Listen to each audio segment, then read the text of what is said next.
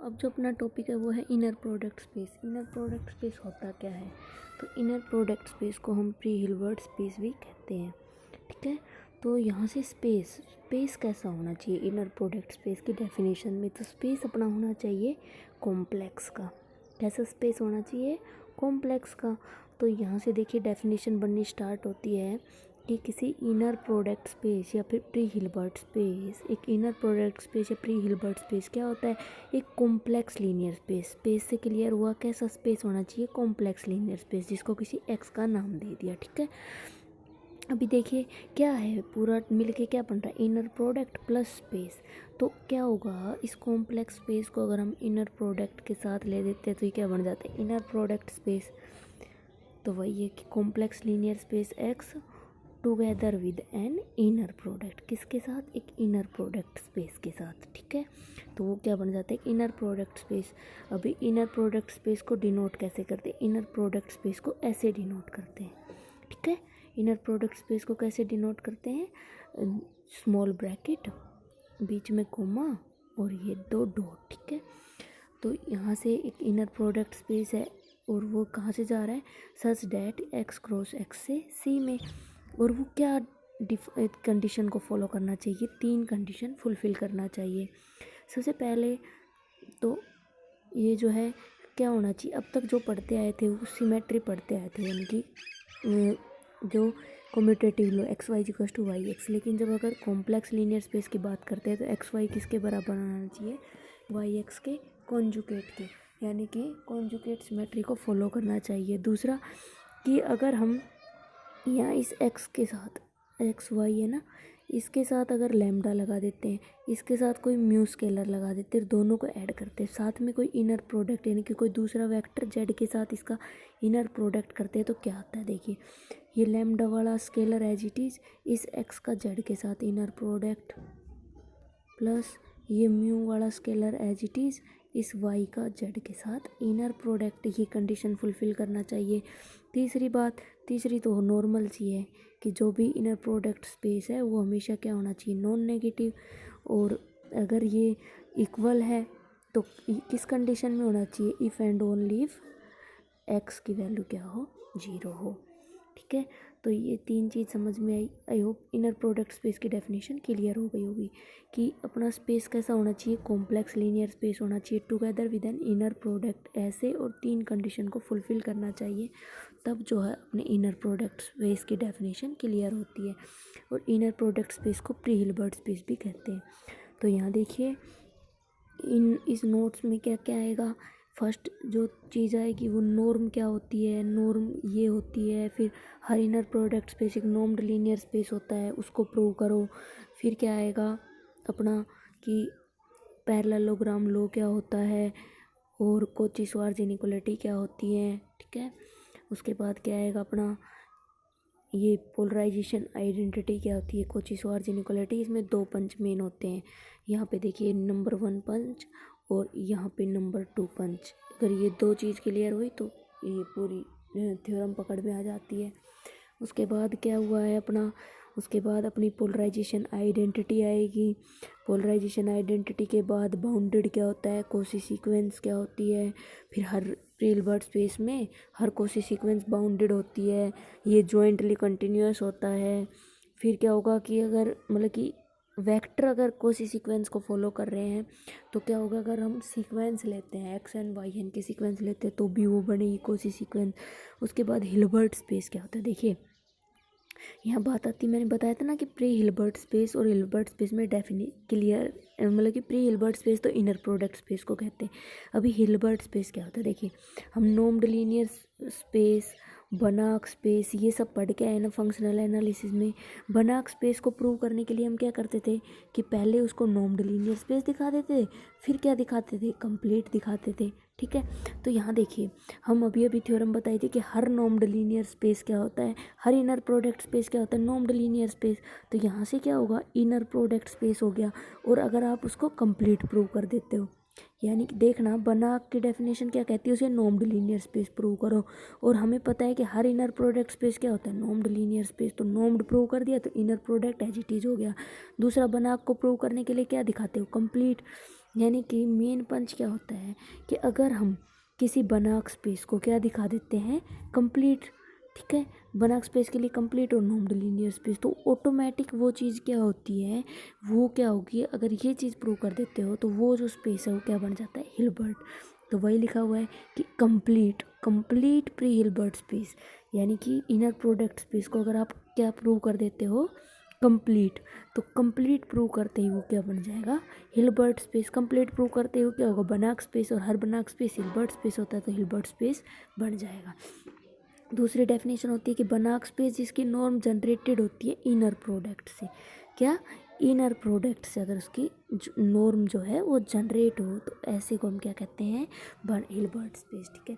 फिर एक एग्जांपल है कि L2 एक हिल्बर्ट स्पेस होता है, प्रूव करो, ठीक है। इसके एक्सप्लेनेशन चाहिए तो मेरे को कमेंट करना, ठीक है, मैं इसको पूरी यूनिट की एक्सप्लेनेशन कर दूंगा। अभी तो मैंने आपके लिए नोट्स तैयार किए हैं, ठीक है, तो अभी 1-2 दिन में ही इसकी एक्सप्लेनेशन आ जाएगी अगर आप लोगों को चाहिए तो, ठीक है।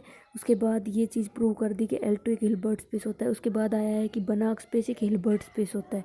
कब होगा, अगर पैरेललोग्राम लो को होल्ड करें। पैरेललोग्राम लो अभी पढ़ के आए हैं हम लोग, पीछे अभी नोट्स में आया था, क्या होता है वो देखो, पैरेललोग्राम लो कि 2 नंबर लो, यानी कि यहाँ तो वेक्टर की बात हो रही है, तो 2 चीज़ लो और उनका क्या करो, स्क्वायर करो, फिर 2 लो और उनका क्या करो, माइनस करके स्क्वायर करो और उनको ऐड कर दो।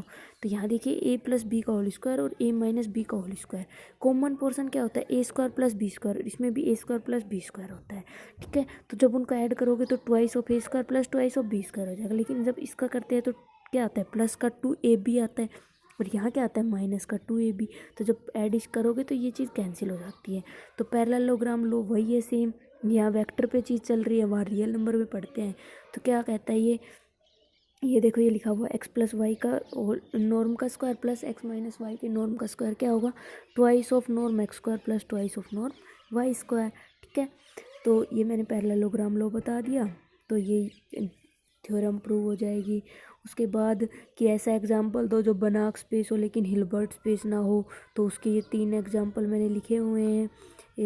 नंबर 1 एग्जाम्पल ये रहा, ये चीज़ रही नंबर 1 एग्जाम्पल में, ठीक है। उसके बाद अपना नंबर 2 एग्जाम्पल ये रहा, और मैंने 3 एग्जाम्पल दिए, जो आपको अच्छा लगे वो आप कर लीजिए तैयार पेपर के लिए, ठीक है। 3rd एग्जाम्पल ये रहा। उसके बाद मैंने दिया है कि एक थ्योरम है छोटी सी, ये तो कुछ है नहीं मेन इतनी, ये चीज़, हाँ ये बहुत इंपॉर्टेंट है कि अगर ये पैरेललोग्राम लो को ओबे करता है, ये जो अपनी पोलराइजेशन आइडेंटिटी है, अभी अभी बताया मैंने पोलराइजेशन आइडेंटिटी क्या होती है। देखो स्टेटमेंट याद करा देती हूँ, अगर इसका एक्सप्लेनेशन नहीं चाहिए तो बता देना, अगर एक्सप्लेनेशन चाहिए तो देखिए क्या होता है, एक्स वाई है, इसकी वैल्यू क्या होगी, ठीक है। देखिए वही 2 नंबर को ऐड कर दीजिए, ठीक है, 2 नंबर को सब्ट्रैक्ट कर दीजिए, फिर क्या करिए, इस वाई वाले के साथ आयोटा लगा दीजिए, ठीक है। तो इधर प्लस का था तो प्लस आयोटा, इधर एज इट इज़ क्या होगा, norm of x minus iota y आ जाएगा। फिर क्या होगा, जहाँ ये प्लस है तो यहाँ साइन प्लस का, ये माइनस है तो यहाँ माइनस का, यहाँ क्या है प्लस आयोटा है तो प्लस आयोटा, और ये माइनस आयोटा है तो माइनस आयोटा। तो इन सब का 1/4, इस 4th को उधर ले जाओगे तो 4xy, और यही चीज़ देखो यहाँ लिखी हुई है 4xy is equals to 2 number को ऐड किया, फिर 2 नंबर को सब्ट्रैक्ट किया, फिर y के साथ आयोटा y लगाया, y के साथ माइनस आयोटा y लगाया, ये माइनस का y था इसलिए माइनस साइन, ये प्लस आयोटा था तो प्लस आयोटा आ गया, माइनस आयोटा था तो माइनस आयोटा, ठीक है। इसका नाम है पोलराइजेशन आइडेंटिटी, पहले आ चुकी है, ठीक है, नोट्स में, ठीक है। तो ये बी को हिल्बर्ट स्पेस प्रूव करना ये इम्पोर्टेंट है, काफ़ी लेंदी भी है, ठीक है। तो ये यहाँ पे प्रूव हो गया है। उसके बाद ये तो छोटा सा क्वेश्चन है, ये कुछ नहीं है। उसके बाद कॉन्वेक्स सेट क्या होता है, तो कॉन्वेक्स सेट क्या होता है कि एक बनाक स्पेस बी, एक बनाक स्पेस है मेरे पास, इसमें कोई कॉन्वेक्स सेट है, तो उसको कैसे पहचानेंगे कि वो कॉन्वेक्स सेट है, ठीक है। तो क्या होगा, वो एक क्या होता है, कॉन्वेक्स सेट एक क्या होता है, नॉन एम्प्टी सेट होता है, ठीक है।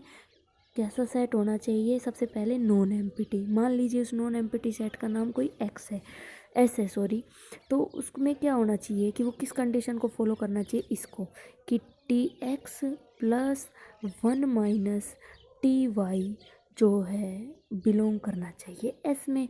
यहाँ पे कंडीशन है कि टी क्या होना चाहिए, तो टी मेरा क्या होना चाहिए, क्लोज इंटरवल 0 to 1, टी की वैल्यू 0 से 1 के बीच में लाई करनी चाहिए। तो ये मेरी कॉन्वेक्स सेट की डेफिनेशन हो गई।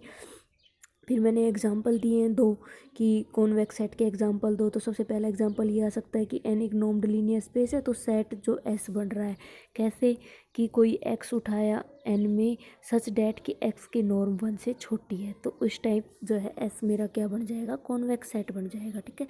फिर मैंने दूसरा ये दिया है कॉन्वेक्स सेट का कि हर लीनियर स्पेस जो एक लीनियर स्पेस है इसका कोई लीनियर सब स्पेस होगा। ठीक है। कैसा सब, तो हर लीनियर सब स्पेस किसी लीनियर सब स्पेस का क्या बनाएगा, एक कॉन्वेक्स सेट बनाएगा। ठीक है।